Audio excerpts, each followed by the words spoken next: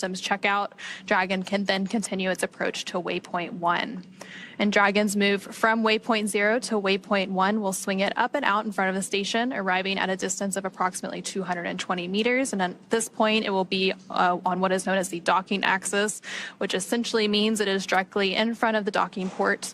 And the crew are headed to the forwardmost port of the station today, the Node 2 forward, which is the forward-facing port. And Dragon has docked to Node 2, also known as the Harmony module, for all of the crewed missions so far, because that is where both of the international docking adapters, or IDAs, are located. And then once Dragon is only 20 meters away from the space station at Waypoint 2, the spacecraft begins focusing on that final alignment of its docking systems with the International Docking Adapter.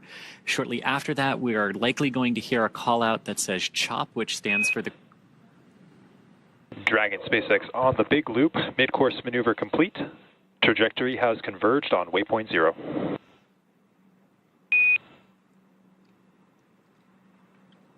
And that is exactly what we were hoping to hear. Dragon, copy. Exactly what we were hoping to hear there, that mid-course correction burn, nudging Dragon back onto the proper trajectory to intercept Waypoint 0, which is that 400 meters below the International Space Station.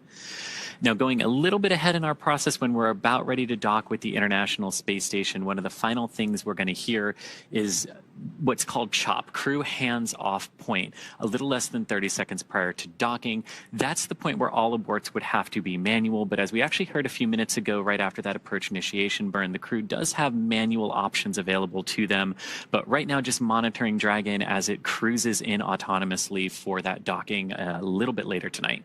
And you can see that live view and a beautiful view at that of Dragon Endurance as it approaches the International Space Station. Now, these views are being captured by cameras on the International Space Station, which is Dragon's target for today. And the International Space Station and Dragon are currently flying about 260 statute miles over the Indian Ocean. And so after CHOP, and as we make that initial capture and the grand arrival when Crew-10 arrives at the space station, Dragon will fly in and make contact with those international docking adapters, giving us what we call soft capture. And the soft capture ring then retracts until sensors indicate it's time for 12 hooks, 2 sets of 6, to drive in place to give us a hard capture and firmly secure Dragon to its new home on the space station. Then the station crew, namely NASA astronaut Butch Wilmore, will manually pressurize the vestibule or the... And Dragon SpaceX on the big loop. Ground has pulled go for approach 0 and enabled the maneuver. Expected maneuver start time is approximately 0321 Zulu. Reminder that Dragon will nominally continue its approach through Waypoint 1 towards Waypoint 2 without stopping.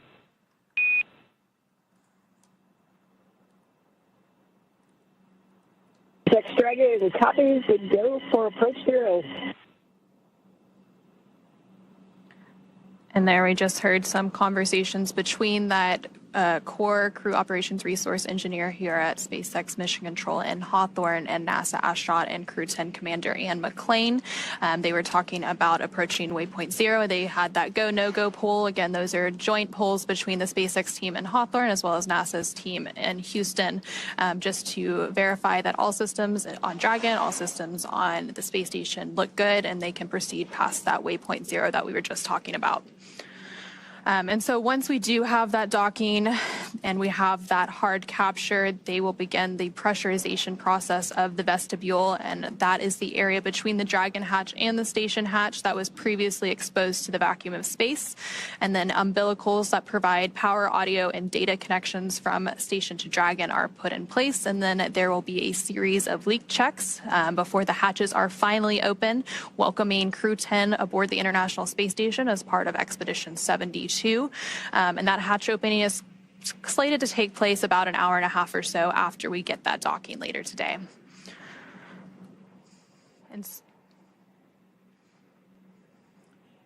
And so following a liftoff yesterday at 7:03 p.m. Eastern, 4:03 p.m. Pacific, a lot has happened since then. So there was that 9-minute ride to orbit before we had that orbital insertion and Dragon flying free. And there you see Dragon flying free continuing to on your screen following that about 28-hour journey. Station Houston on the big loop.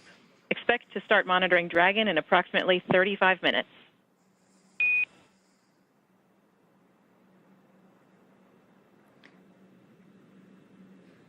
And there you heard some additional call-ups to the crew, this time to the International Space Station crew. Again, we mentioned earlier, they're all talking on what is known as the big loop. So all four parties that are involved in today's operation, so the Dragon crew, the space station crew, the SpaceX team, as well as the NASA team and their mission control, they're all talking on one loop. So that specific call out was up to the space station crew, because today we will have NASA astronaut Nick Hague monitoring Dragon's approach.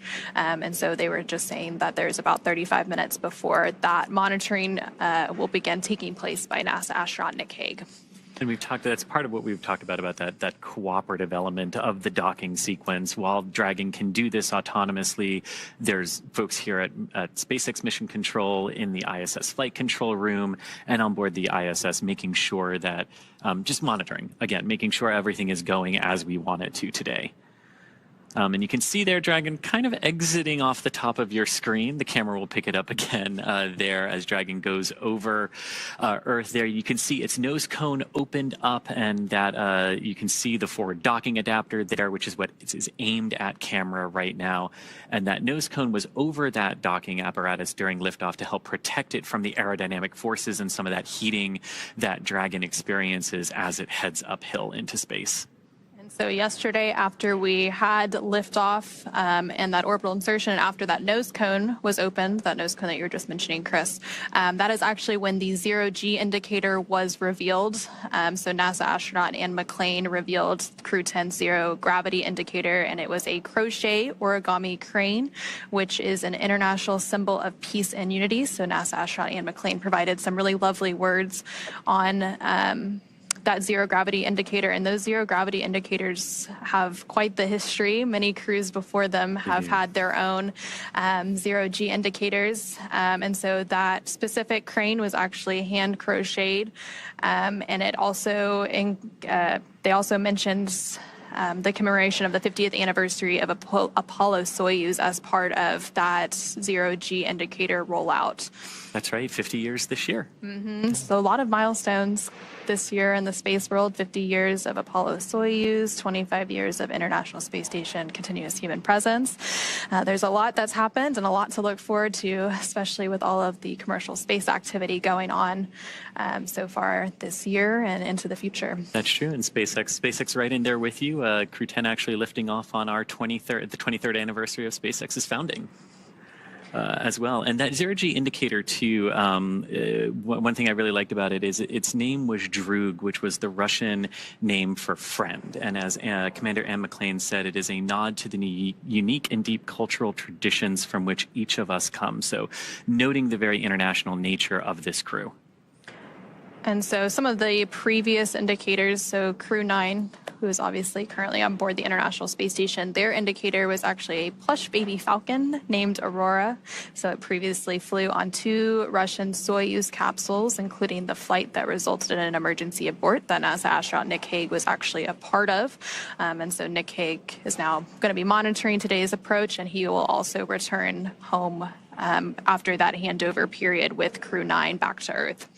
And, you know, as we're talking about zero-G indicators, I got to say my favorite is the little plushy Earth that went up on the Demo 1 mission. You know, we talked a little bit earlier, Anne McClain was on the space station when Dragon arrived for its uncrewed Demo 1 test flight, paved the way for all of these crew rotation flights for NASA and for Axiom Space as well. And that little plushy Earth, oh man, I smiled a lot looking at Anne's smile when she saw that sitting inside the Dragon capsule.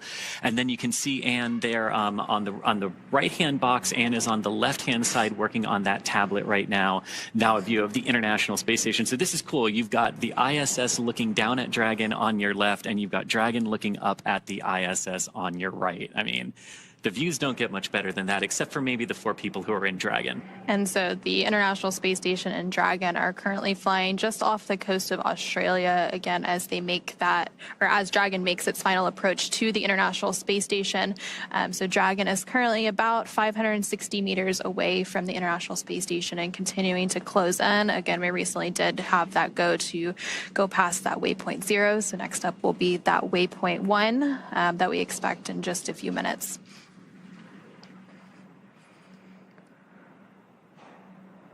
Yeah, and from that initial test flight that Dragon did in March of 2019, that was then followed in May of 2020. Kind of hard to believe we're also approaching the 5-year anniversary of Dragon human spaceflight missions as well this year. We had that Demo 2 mission with Bob Behnken and Doug Hurley launching in May of 2020 and coming back a couple of months later in August. And then we started those crew rotation missions for the commercial crew program for NASA in November of that year with our Crew-1 crew and Dragon. And since that point, there's always been a Dragon at the International Space Station. And so we did mention earlier there are currently 4 Dragons that are active. So they're flying today on the Dragon spacecraft Endurance. And typically whenever there is a new Dragon, the crew gets to name it. And so we have Endurance, Resilience, Endeavor, Freedom. And Freedom, yes. And also, so we talked a little bit about the zero gravity indicator. The crew also works to design their mission patch ahead of each mission. And so that also dates back. It has quite a history with those mission patches. So the SpaceX Crew-10 patch was designed by the 4-person crew. They actually used AI for some initial inspiration, and then a human artist perfected the design. So it's a 10-sided patch with the Roman numeral X boldly in the center, representing the 10th operational flight of the Dragon spacecraft.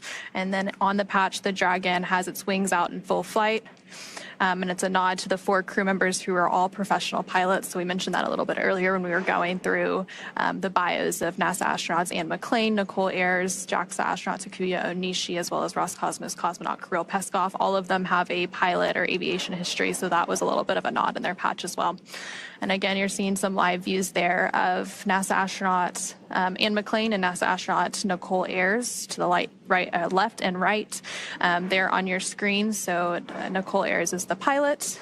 Anne McClain is the commander for the mission today. Again, as they continue to make their way to the International Space Station for docking to that forward port.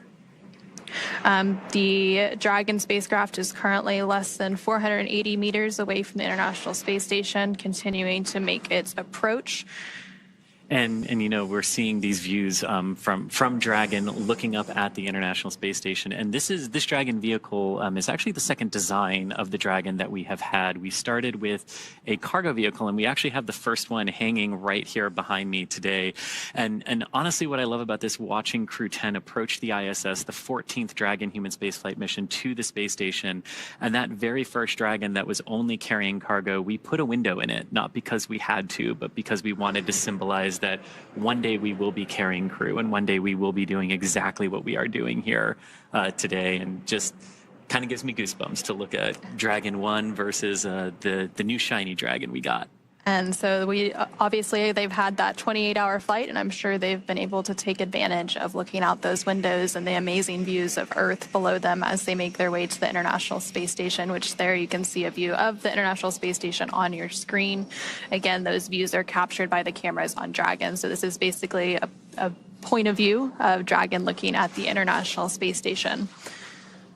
And you can see there, you know, you've got if you sort of look at the space station and how it's oriented right now, you've got a small bar that sort of goes across the top. Those are the European and Japanese modules of the space station. You've got the US and Russian modules sort of going down in a line, forming that T. And then you have the huge solar array truss and the wings of the space station, if you will.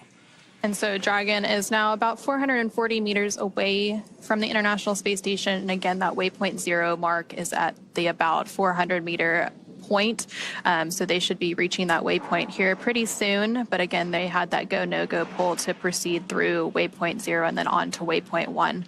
So they won't have to pause at waypoint 0 once they reach that 400-meter mark. Which is, and that's what we were sort of saying earlier. We have these moments when we can stop to make sure that everything is in alignment. But if everything is already in alignment, there's really no reason to stop, and we can proceed forward. And so once they do proceed forward, they'll then get to waypoint 1 and waypoint 1. So you go from 400 meters at waypoint 0, and then waypoint 1 is about 220 meters. And that's when we get to that docking axis arrival. And so they'll have that go ahead and proceed to that point. And once they are on that docking axis, it basically means they are directly in front of the port. So that forward port on node 2, the Harmony module that they will be docking to today. So Dragon will be looking directly at at that International Space Station docking port, and they can do some final alignment checks if they need to. And then from there, they will then move to Waypoint 2, which is just 20 meters away. And there you can see another view of Dragon. This is a camera on the International Space Station, and they're currently flying over Sydney, Australia. So that's the International Space Station looking out at Dragon. Those cameras are actually controlled by one of the flight controllers in Mission Control in Houston. So the Cronus typically operates those cameras, and they're the ones that are manually moving those cameras up and down and trying to find Dragon and keep a focus on it so that we can have these amazing views here today. And as Dragon, as you mentioned, that Waypoint 1 point about 220 meters from the International Space Station, that's very close to, but just outside what's known as the keep-out sphere for the International Space Station. This is the sphere that any visiting vehicle needs to stay outside of until given explicit permission to proceed in closer to the International Space Station. We would expect that go, no-go poll to either come when they're holding at Waypoint 1, or if they don't need to hold at Waypoint 1, shortly before they're to then proceed into Waypoint 2, 20 meters from the station. Again, another point where they could hold if they need to, and we have on past flights seen them hold sometimes at that Waypoint 2 20-meter point for a variety of reasons. Sometimes it's alignment, sometimes it's been visuals and lighting conditions, which is where the International Space Station is in its orbit. Might seem kind of odd to think that, wait, why would we need to wait if we can dock at night? But shadows are really important in understanding them and how they interplay with the autonomous navigation systems. And so we're actually pretty close to that Waypoint 0 mark. We're about 403 meters. So Dragon's about 403 meters away from the International Space Station. So just around that Waypoint 0 mark that we've been talking about. Now Dragon will continue past that point and into Waypoint 1, which is again that 220 meter mark. So it really is just a choreography that it follows throughout its final approach and docking today. And if you think about the overall trajectory of approach here, you can kind of think of it as like an airplane that's in the air, where you're directly underneath it, but then you can walk in front of it and up to its nose. And that's sort of what Dragon's going to do here, moving from Waypoint 0 up to Waypoint 1. So you were mentioning the keep-out sphere. So that's one of those invisible boundaries. There's also the approach ellipsoid, which we mentioned a little bit earlier today, but Dragon's already inside of that approach ellipsoid. So that's outside of the keep-out sphere. And that's that 4 kilometer by 2 kilometer by 2 kilometer boundary. Basically, it's the neighborhood of the International Space Station. So once a visiting vehicle such as Dragon, makes it into that approach ellipsoid, that's when a lot of those joint and integrated operations begin. And again, to enter into the AE, Dragon or any visiting vehicle has to be what is known, it has to be on what we call a 24-hour safe free drift trajectory, which means the spacecraft would not cross into the AE or the approach ellipsoid for at least 24 hours. So when they do those go, no-go polls to proceed in that is one of the things that they're looking for, making sure that that the vehicle is safe and can proceed in. And so now we're going inside that next invisible boundary around the space station, which is that keep-out sphere that we've been mentioning.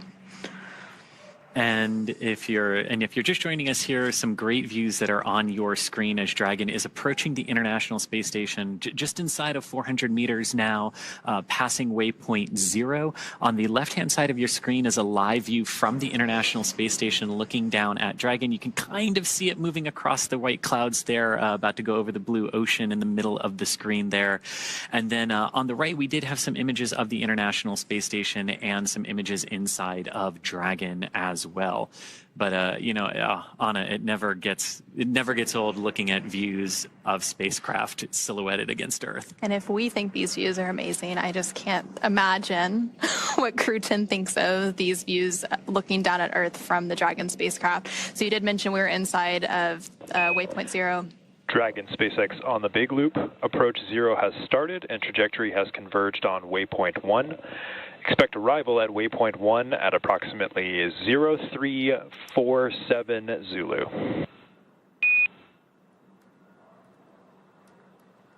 SpaceX Dragon on the big loop, copy 0347 Zulu for Waypoint 1.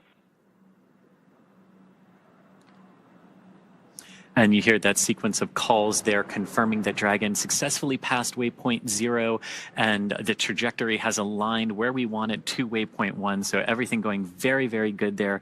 And we're expecting the arrival there at waypoint 1 in just about 25 minutes from now. So once we get to waypoint 1, Dragon will be about 220 meters away from the International Space Station. So again, this is another checkpoint on the way to the International Space Station. And then that final checkpoint is waypoint 2, which is just 20 meters away. And then from there, we will have that initial contact and capture, what is known as soft capture, before those 12 hooks, 2 sets of 6 deploy to have that hard capture. And then they can begin releasing those umbilicals for data and power, and then begin the pressurization activities for the vestibule, which is that area between the station hatch and the Dragon hatch that had been previously exposed to the vacuum of space. They'll conduct some leak checks, and then, of course, welcome the new crew aboard the International Space Station. And yesterday when we lifted off, we were talking about the precise second that we had to lift off to be in the correct plane to reach the International Space Station today. And liftoff times are very, very choreographed, tightly choreographed to make sure we can do this. But once we get into orbit, it becomes a little bit different, right? And the timings of various burns, the timings of arrivals can all change. And that's basically because you've got Earth's gravity pulling on the spacecraft, you've got the moon, you've got some of the other planets, and the orbits, we do really good at predicting them, but once we see what the spacecraft is actually doing, it helps us refine those timelines a little bit like we saw today. And the timings of those burns changing a little bit, maybe not needing to do some of them if Dragon is doing really well. So it really is interesting how it shifts from super precise to now we've got to see what they're actually doing in space. Typically, when we have a launch, we have what's known as a targeted docking window. Mm-hmm. So then, of course, it shifts a little based on those burns, whereas the launch itself is an instantaneous launch window, so it has to go at that exact minute and second. So again, yesterday's launch took place at 7:03 p.m. Eastern, 4:03 p.m. Pacific, and since then, Dragon has had about a 28-hour journey to make its way to the International Space Station. Dragon is now just about 330 meters away from the International Space Station. It's now inside waypoint 0, approaching waypoint 1, which is that 220-meter mark. And then from there, it'll continue on and enter inside what is known as the keep-out sphere, which is that 200-meter boundary around the International Space Station before we have that docking. So it's been a long journey for Crew-10 since launch yesterday, and even before that, because they had all of those preparations leading up to launch, getting suited up, those final medical checks, all of the various processes that they went through prior to that liftoff at 7:03 p.m. Eastern, 4:03 p.m. Pacific. So I'm sure they will be glad to be welcomed on board the International Space Station in really just a few minutes from now. Yeah, and after that liftoff yesterday, and after the crew initially got onto orbit, there were some things that they needed to do as Dragon, configured itself for the orbital journey up to the International Space Station today. The crew got some time to eat, they got some time to rest and relax as well over the course of the last 28 hours. So it hasn't just been fully in their suits, in their seats. They were able to take those suits off shortly after liftoff. They are, of course, back in those suits now because during the more critical operations of spaceflight, such as launch, docking, undocking, and reentry and splashdown, we do have the crews in those intravehicular activity suits, or IVA suits as we call them. So you'd mentioned a little bit some of the free time that they've had without those suits. They did have that sleep period. They woke up today around 8 a.m. Central, 8 a.m. Pacific, 10 a.m. Central. So they've been up for about 10 hours or so getting ready for today's docking operations, but they did have that time to take a nap and get well rested and ready to be part of the Expedition 72 crew. And also on the International Space Station, not that long ago, the ISS crew was actually asleep right before we came on air. So they finished those post-sleep operations that they go through to start getting ready for today's docking operations. Again, NASA astronaut Nick Hague will be monitoring Dragon's approach. And SpaceX Dragon on the big loop. Expect reconfiguration of C2V2 return link to support docking video shortly.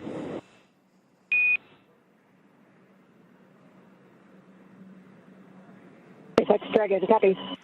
And that call basically saying that that C2V2, the common communication for visiting vehicle system that allows Dragon to talk to the ISS to talk to the ground, it just sort of creates some nice redundant communication paths for all the vehicles and all the teams involved today. That system was primarily configured for the initial approach of Dragon up to the station through Waypoint 0, and we just heard them briefing the crew that they'll be reconfiguring that again for the docking portion. So we'll continue to hear a lot of those call-outs from the ground teams and the astronauts on the International Space Station, as well as Dragon, as we continue to get into the final stages of docking today. Right now, Dragon is about 310 meters away from the International Space Station and continuing to fly in to make its final approach and docking. So it's getting pretty close now. And there you're continuing to see, if you squint, you can see a view of Dragon there in the center of your screen. So again, these are views captured by cameras on the International Space Station. And so that is the Dragon Endurance spacecraft, and it's actually the fourth flight for that Endurance spacecraft. It previously flew 3 other commercial crew program missions, Crew 3, Crew 5, and Crew 7, and the fourth flight, obviously, today for Crew-10. That's right. And overall, this is the 10th crew rotation mission for NASA's Commercial Crew Program that Dragon is flying. It's also Dragon's 14th human spaceflight mission to the International Space Station and Dragon's 16th human spaceflight mission overall, since Dragons don't always go to the International Space Station, but we have had 2 free flyer missions in the Inspiration 4 and Polaris Dawn missions as well. And with the Crew-10 mission, Dragon has carried 60 crew members at this point across its 16 missions.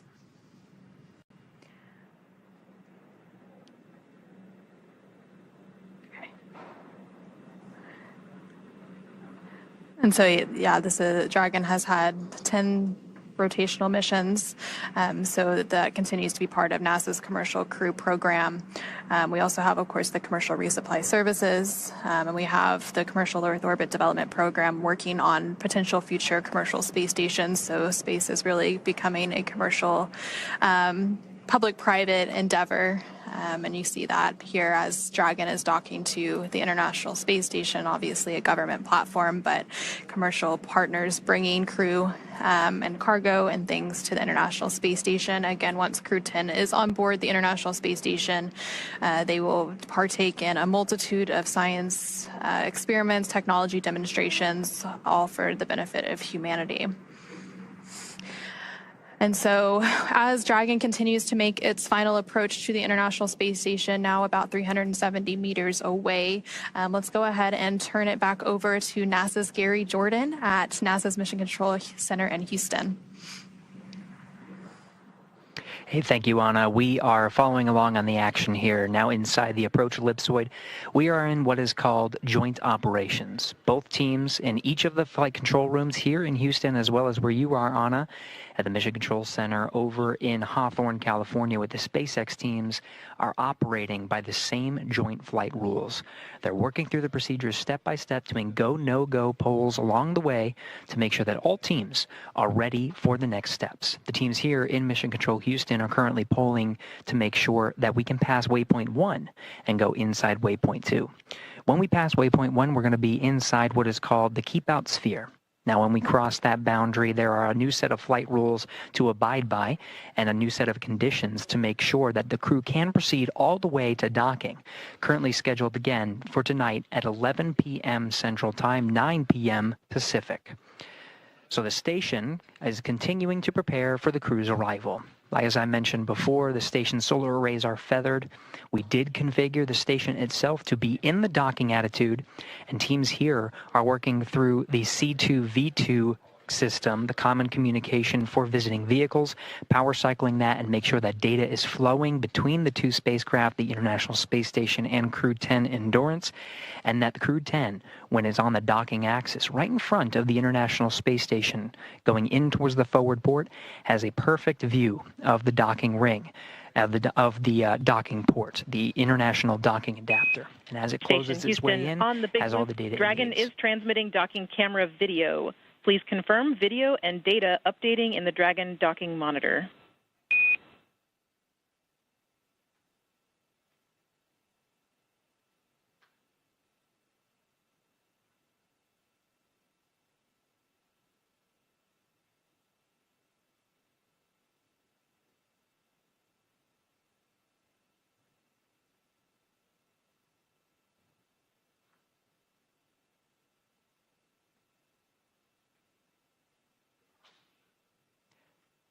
That was Capcom Tess Caswell here in Mission Control Houston, standing by for confirmation from the crew aboard Endurance.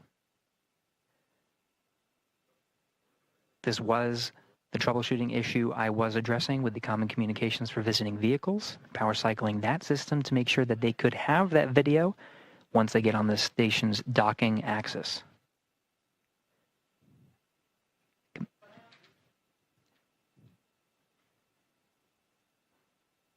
As we wait for crew confirmation, we are getting video from the International Space Station's external cameras. And Houston Station on the big loop, I can confirm I have good centerline camera. Station looks beautiful. Houston copies.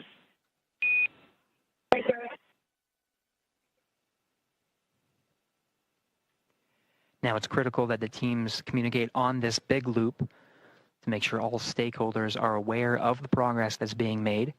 That's cycling to enable Nick Hague, who's aboard the International Space Station. He's got a display in front of him monitoring the docking operations and receiving data from Dragon itself into the International Space Station. This is a safeguard.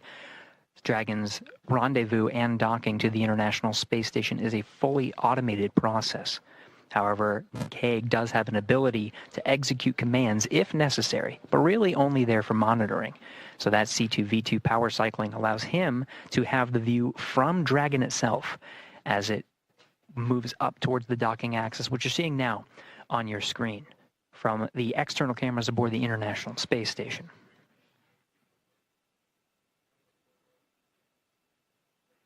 Hague monitoring Dragon's arrival, receiving data including range and range rate, making sure that Dragon is moving at the expected velocity, speed, position.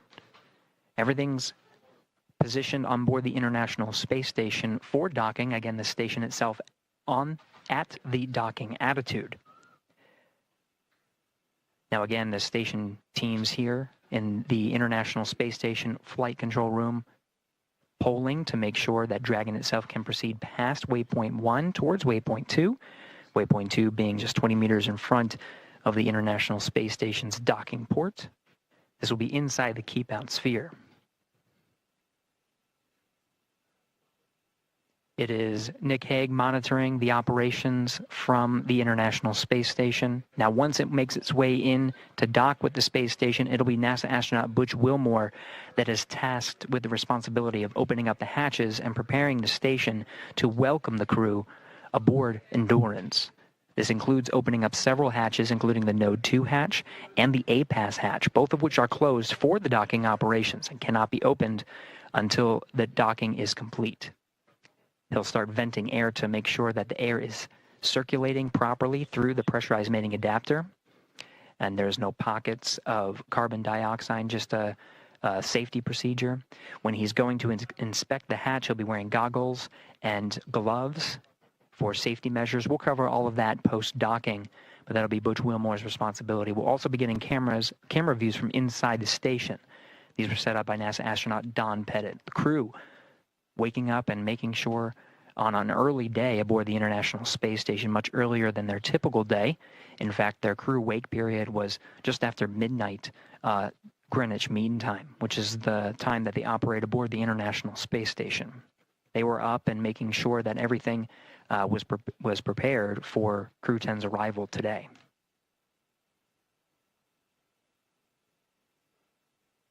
Now we're making our way up the docking axis, beautiful views as Endurance makes its way above the horizon of the Earth.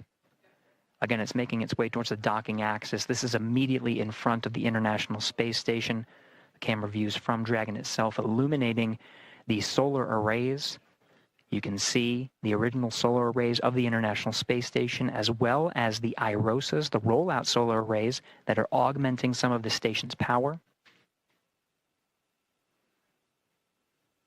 This as part of a process to continue the science done aboard the International Space Station, which is, of course, the mission of the astronauts and cosmonaut aboard Crew-10.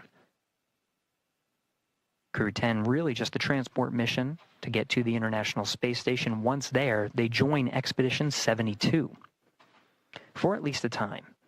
Don Pettit, NASA astronaut Don Pettit, will be returning aboard a Soyuz. Once that Soyuz undocks, crew on board the International Space Station officially begins Expedition 73, continuing the great science and technology demonstrations that are necessary in low Earth orbit to prepare for future human missions to deep space, including the Moon and to Mars.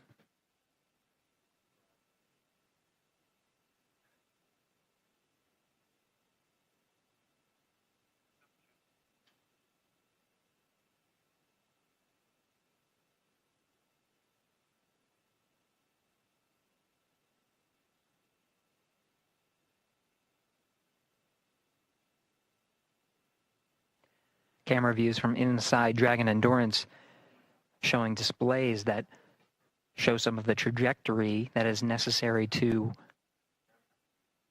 converge with the docking axis. This is Waypoint 1. Now, when you see those displays, you'll see